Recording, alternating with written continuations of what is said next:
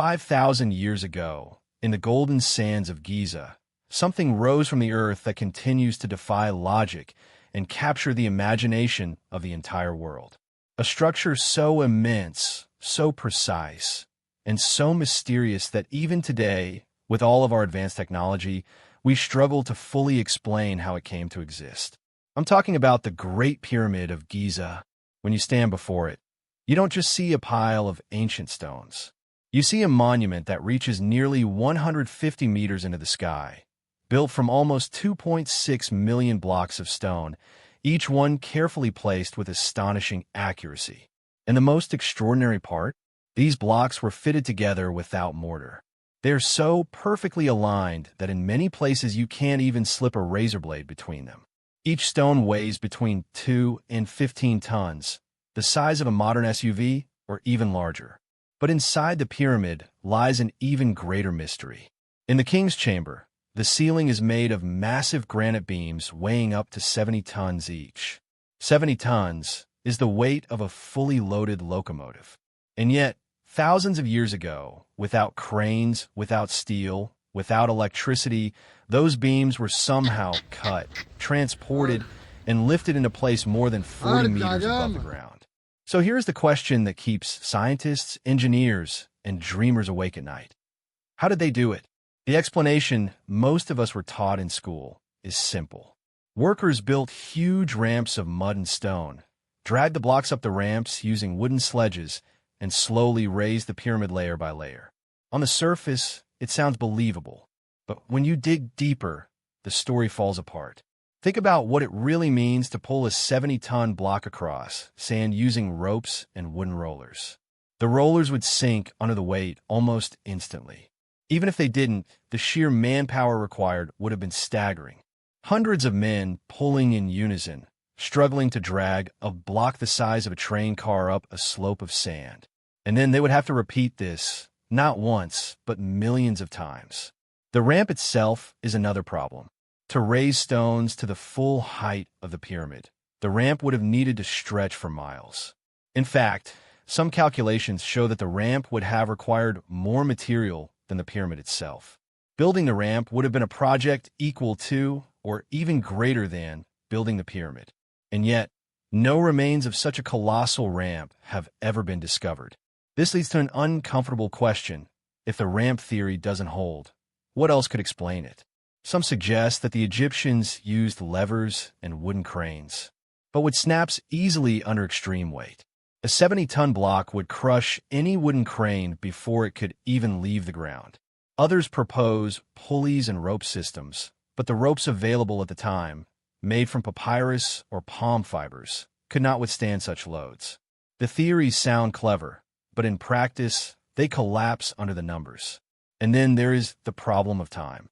Historical records suggest the pyramid was built in about 20 years. That means placing one stone every 2 minutes, day and night, without a single mistake, for 2 decades straight. Even with modern technology, that kind of schedule would be nearly impossible. So how could an ancient civilization, without machines, manage such perfection? This is why some researchers believe there must have been knowledge or techniques that have been lost to history.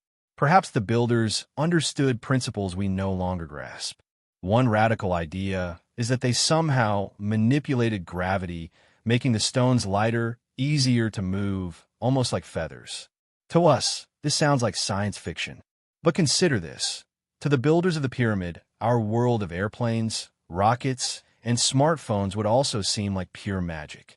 Beyond the mystery of construction, the pyramid itself contains secrets written in stone. Its dimensions encode mathematical truths that seem far too advanced for its time. For example, if you take the perimeter of the pyramid and divide it by its height, you get a number astonishingly close to pi, 3.14. This isn't just a coincidence. The same ratio appears in the king's chamber and even in the stone sarcophagus inside it. The pyramid's height is 149.4 meters. The average distance from the Earth to the Sun is 149.4 million kilometers. The same digits on vastly different scales. Was this pure chance or deliberate design? and the alignment of the pyramid is nearly perfect. It points almost exactly to true north, south, east, and west. Even more remarkable, it aligns with the magnetic north. To achieve this level of precision today, we would use satellites and GPS. Yet somehow, thousands of years ago, without compasses, the builders achieved an accuracy we still marvel at. The internal passages of the pyramid add another layer of intrigue. The entrance passage points directly at the North Star. Another shaft aligns with Sirius, the brightest star in the sky. These alignments suggest that the pyramid was not merely a tomb, but also a kind of astronomical observatory. Standing inside those passages thousands of years ago, watching the stars line up perfectly with the stone corridors, must have felt like stepping into the heart of the cosmos. So what are we left with? A monument built from millions of massive stones, some weighing 70 tons, transported over great distances and lifted to impossible heights. A structure filled with mathematical precision, astronomical alignments, and hidden codes. A building that has stood longer than any other man-made structure, defying time, weather, and even human attempts to dismantle it. Was it really just a tomb for a single king? Or was it something more? A message carved in stone, a code from the past, or perhaps a legacy from a civilization whose knowledge has been lost to time? The Great Pyramid of Giza is more than just an ancient monument. It is a riddle that challenges everything we think we know about history, science, and human potential. In the next chapter, we will go deeper. We will examine the impossible journey of the stones themselves, from distant quarries across deserts and rivers, to the very heart of Giza. Because if moving them was impossible, then the mystery of how they arrived here might be the greatest secret of all. If the Great Pyramid was simply a pile of local limestone, the story might have been easier to explain. But the truth is far more complicated. Deep inside its chambers and corridors lies granite, not limestone, and that granite did not come from the desert near Giza. It came from Aswan, almost 800 kilometers to the south. These granite blocks weigh anywhere from 25 to 70 tons each. Imagine standing before one of these stones, taller than a man, heavier than a tank, and then realizing it was dragged across Egypt before being raised high into the pyramid. Just thinking about the logistics feels impossible. The mainstream explanation is that the granite was floated down the Nile on wooden barges. At first, this sounds reasonable. The Nile was the highway of ancient Egypt, after all. But let's put ourselves in that world for a moment. A 70-ton block sitting on a barge made from timbers tied together with rope. Can you picture it? The weight alone would push the barge deep into the water, rocking dangerously as it moved downstream. Engineers today point out that such a vessel would have to be massive, reinforced, and carefully designed to avoid splitting apart. And we have no evidence that fleets of such barges ever existed. Suppose, though, that the impossible was achieved, and the stones did arrive safely at Giza's riverbank. What next? The desert lay between the Nile and the construction site, several kilometers of soft, shifting sand. Dragging even a 10-ton block across sand is a nightmare, let alone 70.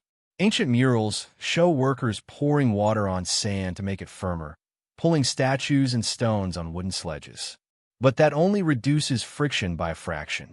It might help for small blocks or statues, but could it really work for dozens of stones as heavy as locomotives? Even the most generous estimate of manpower suggests it would take thousands of workers, perfectly coordinated, just to move one block a short distance. And they would have to repeat that process over and over again for hundreds of these blocks. The desert challenge leads naturally to the ramp theory, the most famous explanation in textbooks.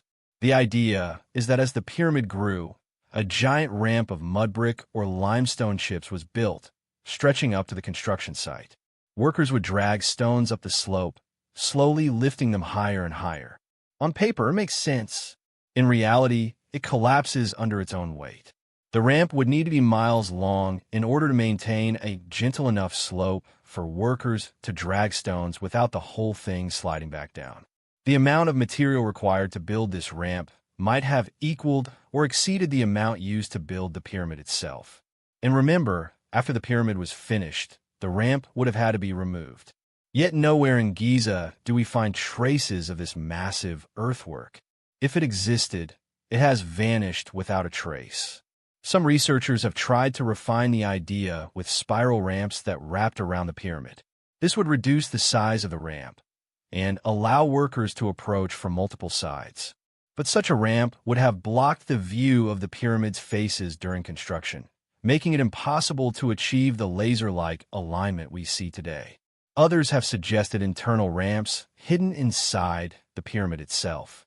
Scans have shown some mysterious voids that could be passages, but the evidence remains inconclusive. If ramps seem unlikely, what about levers and pulleys? After all, the wheel and lever are some of humanity's oldest tools. But here the problem is materials.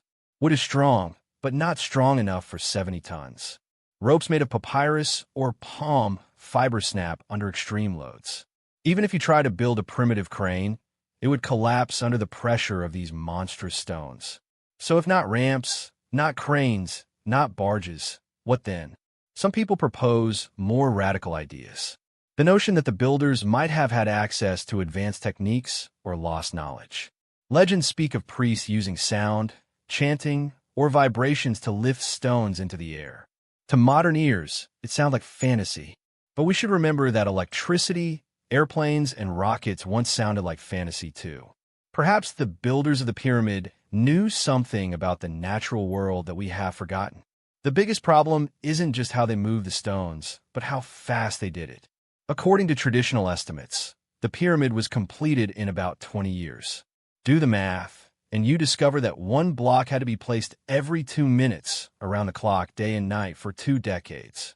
And not just placed, but cut, transported, aligned, and set with absolute precision. Even with modern construction equipment, this schedule would be nearly impossible. With hand tools and manpower alone, it borders on the miraculous. And yet, here it stands. The pyramid is not a legend or a myth. It is a very real structure that anyone can visit and touch. It is the ultimate paradox, a building that should not have been possible and yet undeniably exists. When faced with this paradox, people reach for explanations beyond the conventional. Perhaps the Egyptians had access to a forgotten science, one that allowed them to move heavy objects with ease. Some imagine the use of counterweights and water power. Others speak of anti-gravity or resonance frequencies that reduce the weight of matter. Mainstream scholars dismiss these ideas as pseudoscience, but they do so without offering a convincing alternative. And while historians debate, the stones themselves remain silent. They give no clue as to how they were cut, moved, or lifted. They only remind us that, somehow, it was done.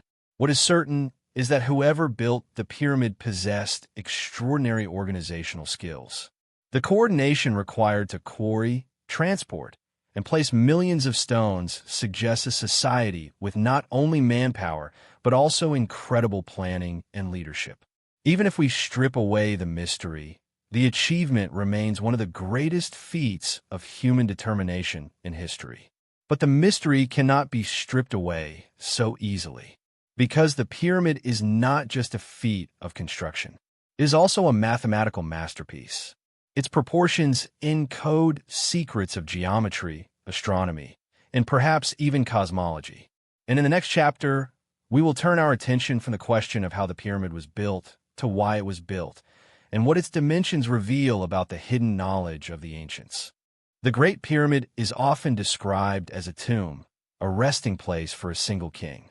But when you look closely at its design, its dimensions, and the way it is aligned with the heavens, it becomes clear that it is something far more complex. This is not just a pile of stones. It is a monument of mathematics and astronomy, carved in limestone and granite, pointing to truths that stretch far beyond ancient Egypt. Let's begin with the proportions. If you measure the base of the pyramid and divide its perimeter by its height, you get a number astonishingly close to pi, 3.1416. This ratio appears again and again, not only in the pyramid as a whole, but also inside its chambers. In the king's chamber, the relationship between the perimeter of the room and its height reflects the same ratio. Even the stone sarcophagus inside the chamber encodes this number. Thousands of years before Archimedes would calculate pi, it seems the builders of the pyramid had already woven it into their design. But that is only the beginning. The pyramid's height is 149.4 meters. The average distance from Earth to the Sun is 149.4 million kilometers. The same digits, separated only by scale. Some say this is a coincidence, but when coincidences pile up like this, they begin to look like deliberate messages. There's also the alignment of the pyramid itself. Its sides face true north, south, east, and west with remarkable accuracy, within a fraction of a degree. To achieve this today, we would use satellites, compasses, and laser technology. 5,000 years ago, the builders achieved it with nothing more than observation and, perhaps, instruments we no longer know. Even more extraordinary, the pyramid also aligns with magnetic north. How could they have known about magnetism, something we only formally studied in the last 1,000 years? Inside, the pyramid's passages reveal even more secrets. The descending passage points directly at the North Star Polaris. Another shaft is aligned with Sirius, the brightest star in the night sky, a star that held deep spiritual significance for the ancient Egyptians. Other passages point toward Orion's belt, a constellation often linked to Osiris, the god of the afterlife.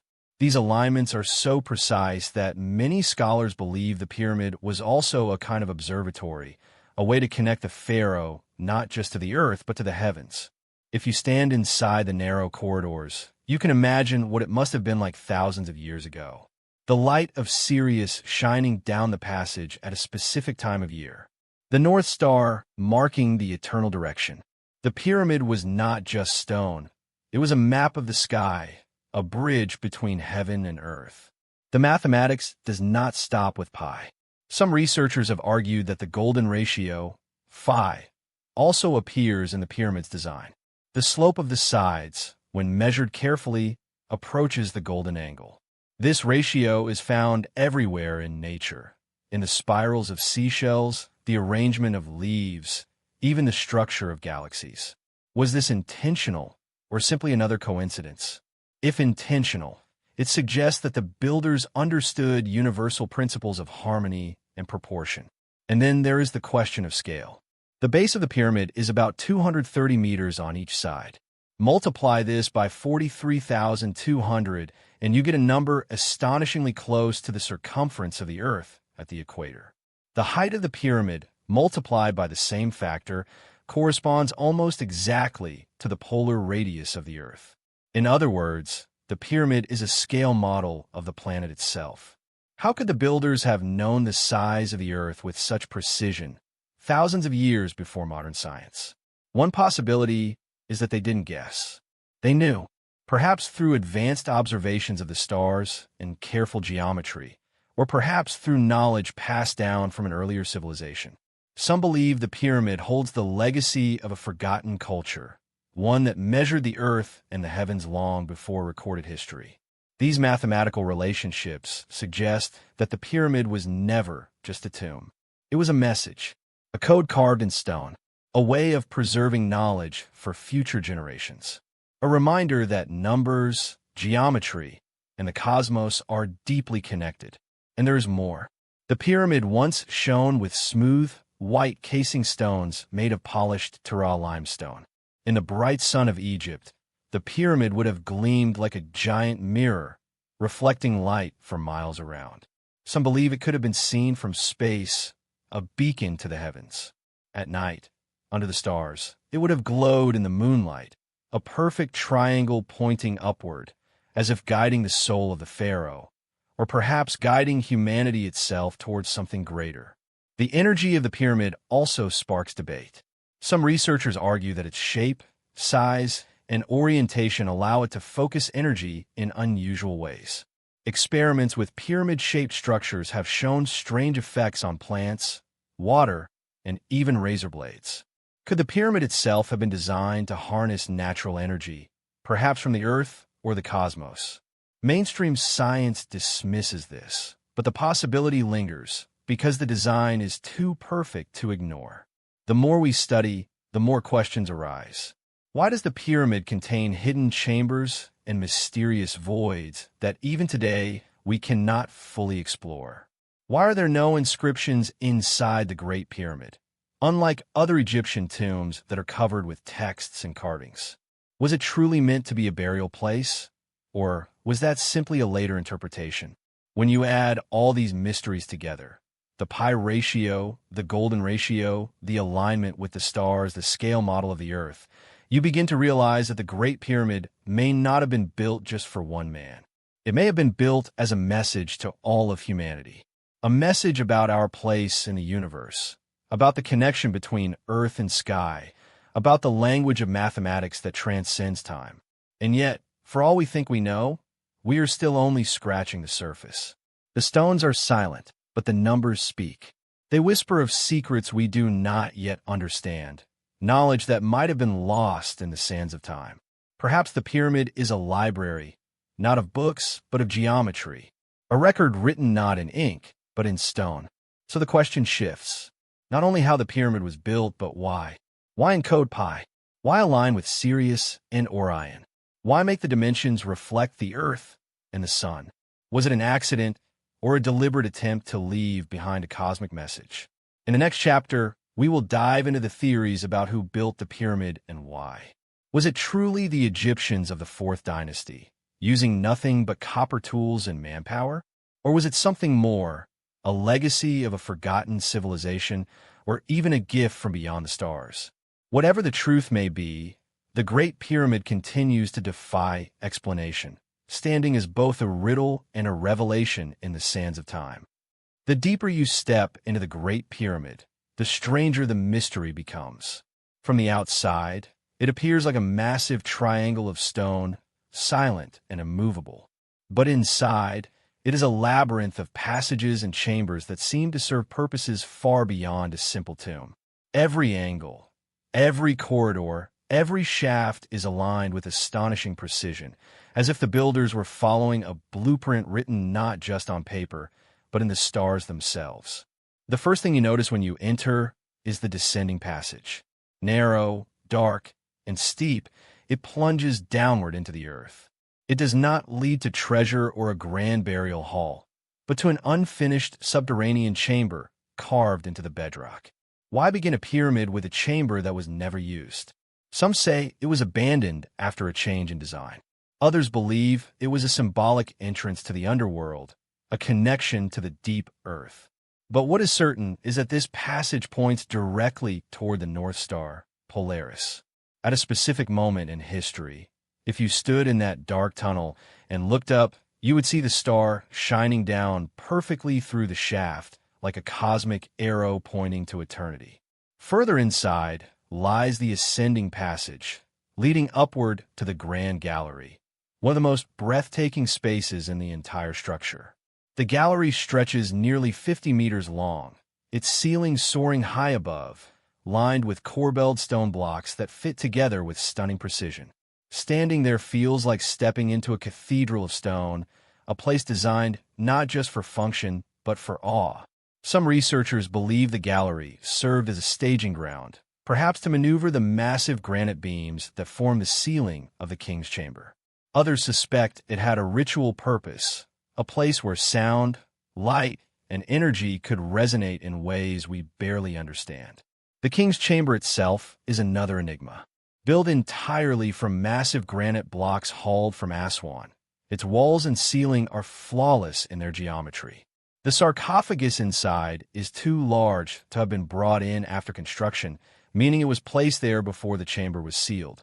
But unlike other tombs in Egypt, there are no carvings, no hieroglyphs, no decorations of any kind. The chamber is silent, empty, and stark.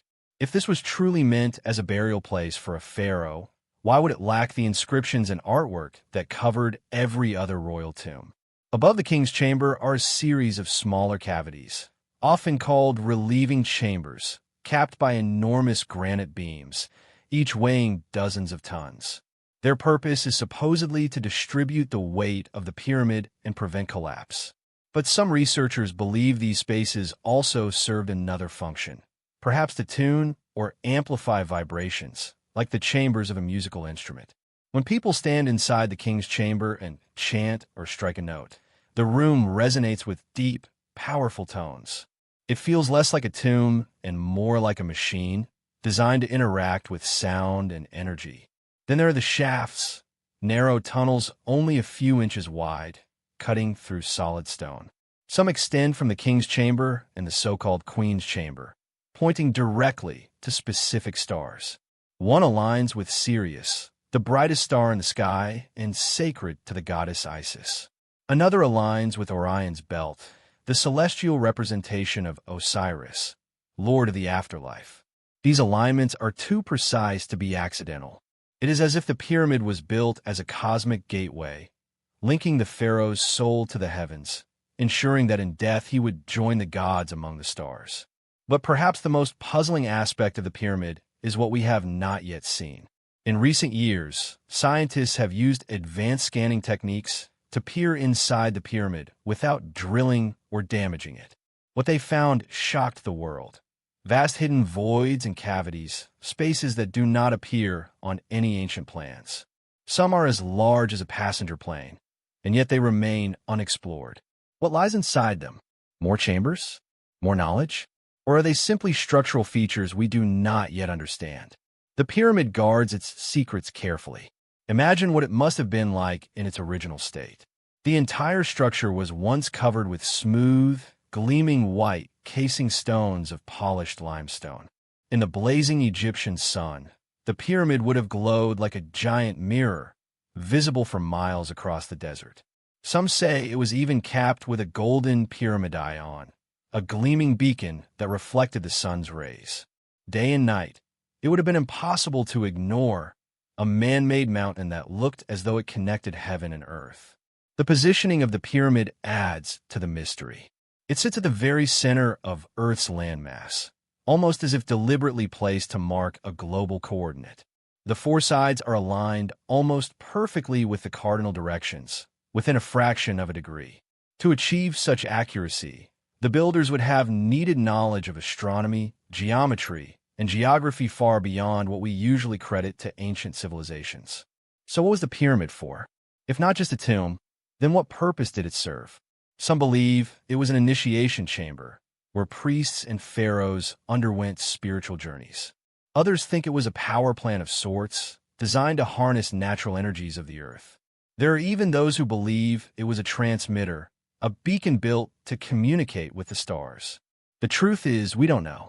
But the evidence suggests the pyramid was more than a simple grave. Its passages align with stars. Its chambers resonate with sound. Its proportions encode the mathematics of the earth and the heavens. It is a book written in stone, but one whose language we are only beginning to decipher. And yet, for all the mysteries inside, the pyramid also raises questions about those who built it. Who were they really? Were they simple laborers following orders? Or were they initiates of a deeper knowledge, guardians of a science lost to time? Did the ancient Egyptians alone create this wonder, or did they inherit it from an earlier civilization now forgotten? In the next chapter, we will turn to those questions. We will explore the theories of who built the pyramid, from the pharaohs of the 4th dynasty to the possibility of older, lost civilizations, to even more extraordinary ideas about its origins. Because before we can understand the purpose of the Great Pyramid, we must first understand its builders, the men, or perhaps the beings, who left this eternal riddle in the sands of Egypt. For centuries, one question has haunted historians, archaeologists, and dreamers alike. Who really built the Great Pyramid of Giza? On the surface, the answer seems simple. Mainstream Egyptology tells us that it was commissioned by Pharaoh Khufu, also known as Cheops, during the 4th dynasty around 2500 BCE. Tens of thousands of workers labored for decades, carving limestone from nearby quarries and hauling granite from Aswan, hundreds of kilometers away. They built ramps, dragged blocks, and through sheer human determination, raised the greatest monument on Earth. That is the official story. And yet, when you begin to examine the details, the story grows more complicated. Could Bronze Age tools and manpower alone truly explain a structure of such precision and scale? Could copper chisels cut the hardest granite in the world? Could sleds and ropes transport 70-ton beams over sand and river? And even if it were possible, could it be done in the 20-year reign of one pharaoh? These questions have led many to wonder if the pyramids' origins are far older or far stranger than we are told. Let us start with the mainstream theory. Archaeologists point to graffiti-like inscriptions found inside hidden chambers above the king's chamber. These markings, written in red ochre, include the name of Khufu, suggesting that the pyramid was indeed his monument. Workers' villages have also been discovered near the site, complete with bakeries, breweries, and living quarters, indicating that a large, organized workforce once lived there. These findings suggest that the pyramid was a national project, not the labor of slaves, but of skilled workers and farmers who contributed during the Nile's flood season when fields lay underwater. It is a compelling picture, a society united under a god-king, pouring its energy into a project that would stand for eternity. And yet, doubts remain. The markings bearing Khufu's name could have been added later. The workers' village shows that people labored there, but not necessarily that they built the core of the pyramid itself. And while the ramps and tools of the time may explain part of the construction, they do not fully account for the extraordinary precision or the scale of the project. This is where alternative theories step in. Some believe the pyramid was not built by Khufu at all, but inherited by him. Perhaps it was already standing when he came to power, a relic of an earlier age. In this view, Khufu may have repaired or repurposed the structure, leaving his name behind as a claim to its grandeur. But if Khufu did not build it, then who did? One popular theory points to a lost civilization, one that existed long before the rise of Egypt's dynasties. Some call it Atlantis, the legendary continent described by Plato, which supposedly sank beneath the waves. According to this theory, survivors of Atlantis brought advanced knowledge to Egypt and elsewhere, seeding the great cultures of the ancient world. The pyramid, with its astronomical alignments and advanced geometry, is seen as evidence of this forgotten science.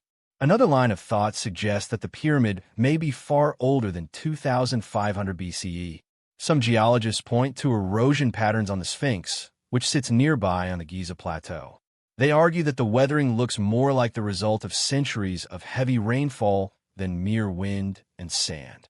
If true, this would date the monument back thousands of years earlier, to a time when Egypt's climate was much wetter, perhaps 7,000 or even 10,000 BCE. If the Sphinx is that old, could the Great Pyramid also date to such a distant era? Still others take the mystery further. They propose that the pyramid was not built by any human civilization we know, but with assistance from beings beyond our world.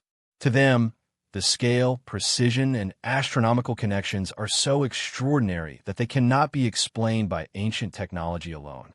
The pyramid, in this view, is a legacy of contact with extraterrestrials, a message left by advanced visitors who sought to teach humanity or perhaps to mark the earth for reasons we cannot yet grasp. It is easy to dismiss such ideas, and mainstream scholars certainly do. Yet the fact remains that the pyramid defies simple explanation. Even the most conservative estimates require a level of organization, planning, and engineering skill far beyond anything else of its era. No earlier culture left anything remotely like it. No later pyramid matched its perfection. It stands alone, as if it appeared fully formed, the peak of a knowledge we can no longer fully see. And consider this. If the pyramid were truly just a tomb, why would the Egyptians never repeat its design? Why would Khufu's successors build smaller, less precise pyramids, many of which collapsed or crumbled over time? If Khufu had discovered the secret of pyramid building, why was it lost so quickly? Unless, of course, it was never his secret to begin with. The pyramid may have been a gift from a forgotten age, a lost culture, or even from the stars. Its builders, whoever they were, encoded mathematics, astronomy, and perhaps even knowledge of the earth itself into its stones. They aligned it with the cosmos, made it resonate with sound, and placed it at the very center of the world's landmass. This was not a simple project of vanity. It was a statement, a beacon, a riddle meant to endure long after its builders were gone. So we are left with competing visions. The orthodox view, Khufu and his people, through ingenuity and determination, raised the pyramid stone by stone. The alternative view, it is far older, built by a forgotten civilization with knowledge now lost. The radical view, it is not of this world at all, which is true. Perhaps the answer lies not in choosing one, but in seeing how all three may overlap. Perhaps Khufu did build upon an older foundation. Perhaps that foundation came from a people whose science reached heights we do not yet understand. Perhaps the myths of gods descending from the heavens are memories of something real, retold across generations. Whatever the truth, the Great Pyramid stands as a challenge. It asks us not to accept easy answers. It asks us to question our history, to imagine possibilities beyond what we are taught. And it reminds us that the past is not dead. It is alive in stone, waiting for us to read it. In the next chapter, we will turn to the deeper meaning of the pyramid. Beyond questions of who built it or how, we will explore why. Was it a spiritual machine designed to elevate the soul? Was it a scientific instrument built to measure the earth and the heavens? Was it a message written not in words but in geometry, meant to endure until we were ready to understand?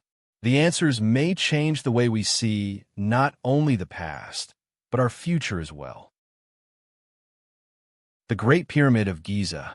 For over 4,500 years, or perhaps far longer, it has stood silent on the edge of the desert, a riddle carved in stone.